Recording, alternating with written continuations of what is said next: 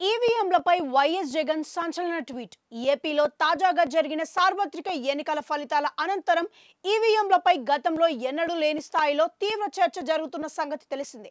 ఇందులో భాగంగా EVM tapping, hacking మొదలైన విషయాలపై తీవ్ర చర్చ జరుగుతుంది. ఇటీవలే వచ్చిన ఫలితాలపై వైసీపీ శ్రేణులు పలు అనుమానాలు వ్యక్తం చేస్తున్నారు. ఈ నేపథ్యంలో వైఎస్ జగన్ తన ఎక్స్ ఖాతాల్లో ఒక సంచలన పోస్ట్ చేశారు. ఈ స్థాయిలో ఫలితాలు రావడానికి ఈవీఎంలు ఒక కారణమనే మాటలు బలంగా వినిపిస్తున్నాయి. పలు చోట్ల పోలైన ఓట్లకు, లెక్కింపు ఓట్లకు భారీ వ్యత్యాసం ఉందనే విషయాలు ఇటీవలే సాక్ష్యాలతో సహా తెరపైకి వచ్చిన పరిస్థితి. అయినప్పటికీ ఎన్నికలు చాలా సజావుగా సాగాయంటూ సంబరాలకు సంబంధించిన వార్తలు తెరపైకి వచ్చాయని అంటున్నారు.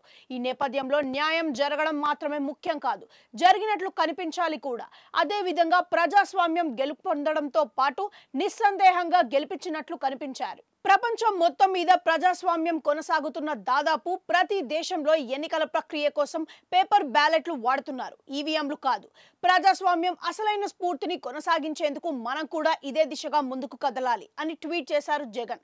కాగా 2024 సార్వత్రిక ఎన్నికల ఫలితాల అనంతరం దేశంలో ఈవీఎంల ట్యాపింగ్, హ్యాకింగ్లపై భారీ చర్చ జరుగుతున్న సంగతి తెలిసిందే. ఇదే సమయంలో ప్రజాస్వామ్యాన్ని బ్రతికించుకోవాలంటే ఈవీఎంలపై నిషేధం అవసరమని ఎలాన్ మాస్క్ స్వయంగా పేర్కొన్నారు. అయితే మాస్క్ వ్యాఖ్యలపై కేంద్ర మాజీ మంత్రి రాజీవ్ చంద్రశేఖర్ స్పందించారు.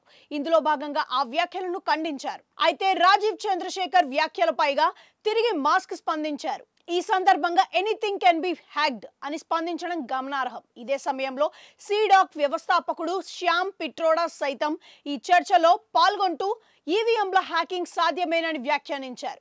ఈ నేపథ్యంలోనే వైసీపీ అధినేత వైఎస్ జగన్ ఈవీఎంలపై సంచలన ట్వీట్ చేశారు. ప్రస్తుతం ఈ విషయం వైరల్ గా మారింది.